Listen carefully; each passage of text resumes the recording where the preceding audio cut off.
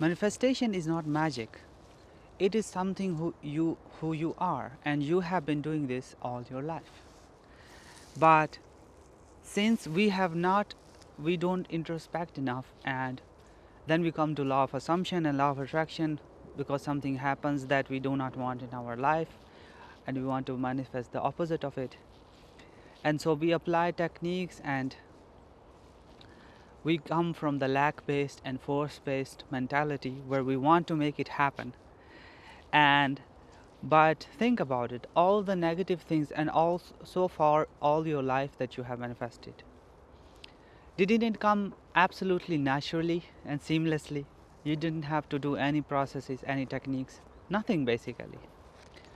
Why did that happen so seamlessly? Because it's not magic.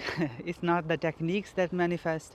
It's not the um, you are applying the law of being 24/7 throughout your entire existence. This is why I'm so heavy on trying to describe how this reality works, and why we are even able to manifest. And the core principle is very simple. There is only one mind, one universal mind that every single spiritual teacher will agree upon. No matter what philosophy you pick up about consciousness, even scientific perspective is the same, that there is just only one conscious mind, unity consciousness, whom we roughly call God. You can describe it however you like. Some say infinite intelligence, others say the father mind, the mother mind, the void of infinite potential, the quantum realm, whatever. Basically, there is only one existence, and that existence has individualized itself because it is capable of imagination and creation. It imagines things into being, and then it individualizes itself to experience its own creation. By entering into it, especially this human world, it enters into it via complete forgetfulness. Because to have an authentic human experience, you gotta forget who you are. But as Navalgar says, it is promised that you will awake one day. So a lot of people who come to my channel or things like this, deliberate creation, they are in the process of waking up. So once you wake up, you realize that you are more than just a human. Then you realize that manifestation is a thing. Then you introspect a little bit more and you realize you have been manifesting all your life. So what is this magical thing? It's not magic, but it seems like magical, right? Like, how does it work, bro? Like, what is going on? It is simple. It is the law of being. How the infinite mind creates? It creates via imagination.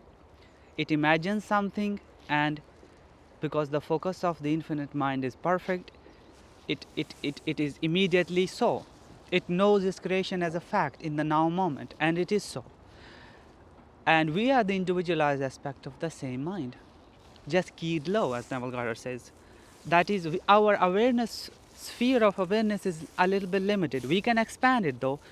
I'm not saying that we are absolutely limited. We can expand our sphere of awareness. So, but for now, as a human experience, it is limited. But we create exactly the same. What is that? We are imagination. We are consistent, focused thought, emotion, consistent thought that we emotionally and spiritually and basically our entire being identifies with it. And that thought manifests our reality. So, is it magic? Yes, on the basis of how it works from the universal mind in consciousness, the way things are brought into our life, we can never figure that out. That is the magical part. But the operations, the way we operate it, is not magic at all. It's just you consistently choosing a state of being and identity on the regular basis, not not momentarily thinking about something and boom, It's your consistent state of being. This is why there are so many videos about reprogramming your subconscious mind. Though you do not need to reprogram your subconscious mind, you need to be aware of what is in your subconscious mind. So you must understand that what is in your subconscious mind, that is absolutely necessary, because if you do not even know what you are habitually thinking about, which is under the radar. For example, here's a very simple example. Somebody who is struggling with financial abundance, they wake up early morning and they focus upon the bills that they have to pay. Now, this is not conscious process. They are just by default living in a state of scarcity. They are like, I don't have enough. I need to work hard. I need to do this or that or the other. But still they believe that it's still not gonna be enough. Now, they start affirming that I'm abundant now, I'm abundant now. Now, some money comes from some place to them, but it's still not enough. Another bill will come and it will take it away from you. So this is a subconscious belief in this person's mind that money is never enough, I need to work hard, or I've never been able to pay my bills completely, I've always been in debt. It has always been this way, I've always been this way. See, habitual thought that has been lived by you, you are being that, you have been this identity for years, absolutely effortlessly. That's the part where it's not magic. It has absolutely nothing to do with magic. Now, how the circumstances will prove your identity, that's the magic part. For example, you will get a bunch of money, then a bill that you never thought would come will come out of nowhere, and it will be so bloody infuriating. How out of thin air, a lot of people say, oh, is manifestation out of thin air possible? Well, yes. You have been doing it your entire life. You have been manifesting shit things out of thin air, seemingly out of nowhere.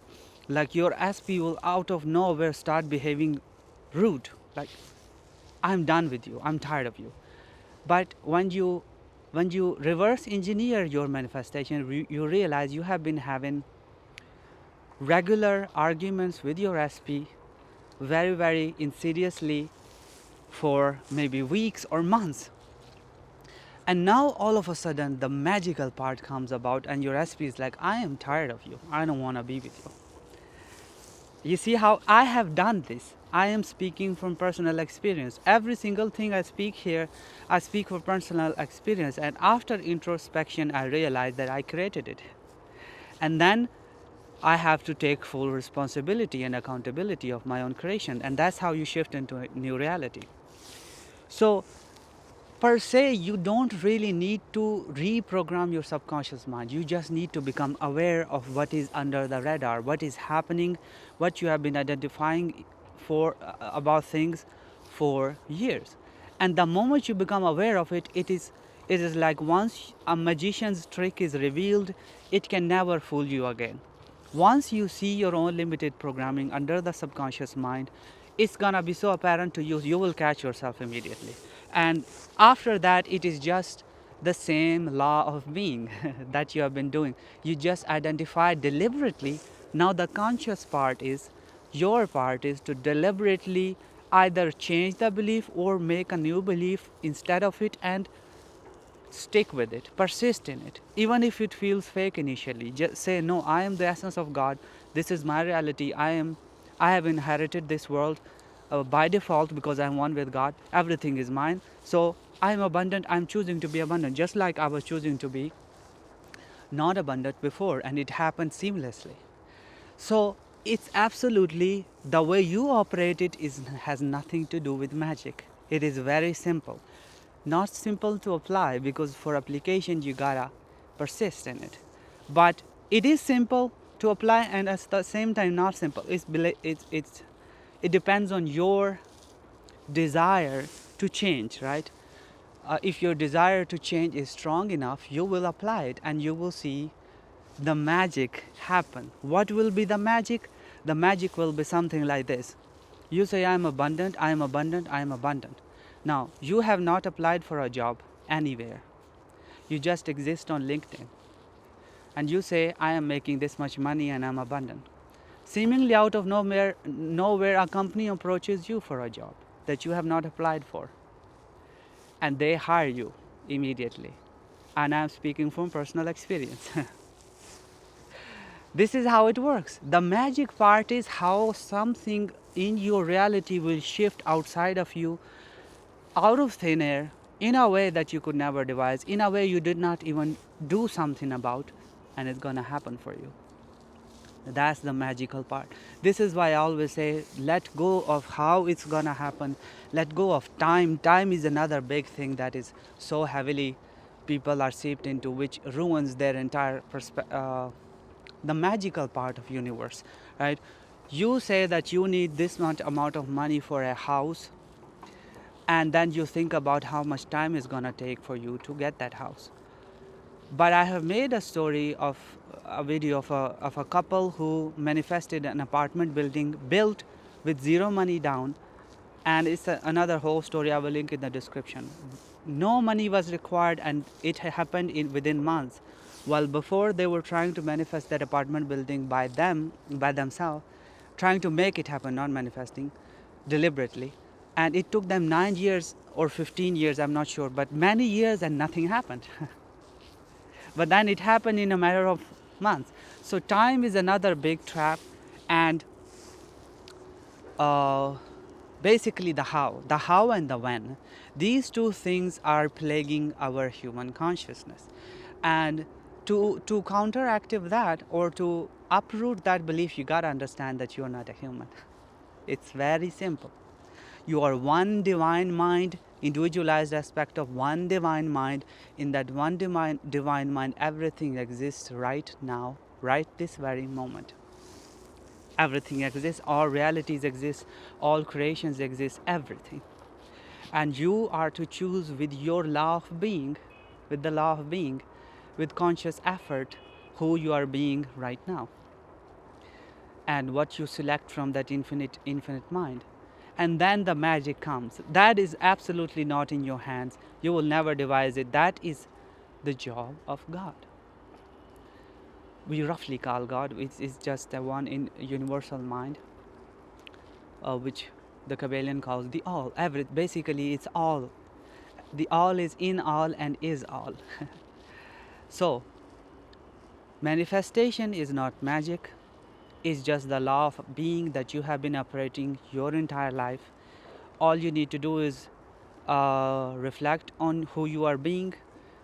Your subconscious limitations will come up, and you gotta change them by realizing that you're not that identity. You are a formless substance, formless, shapeless being, one with God. So you can choose any identity, and then the magic comes in how and when God miraculously, or sometimes very naturally, brings your new identity in fruition seamlessly. So if somebody wants to work with me, the link is in the description for coaching one-on-one and the membership live weekly live streams where you can ask me any questions. So this is it for this video. Until next time, bye bye.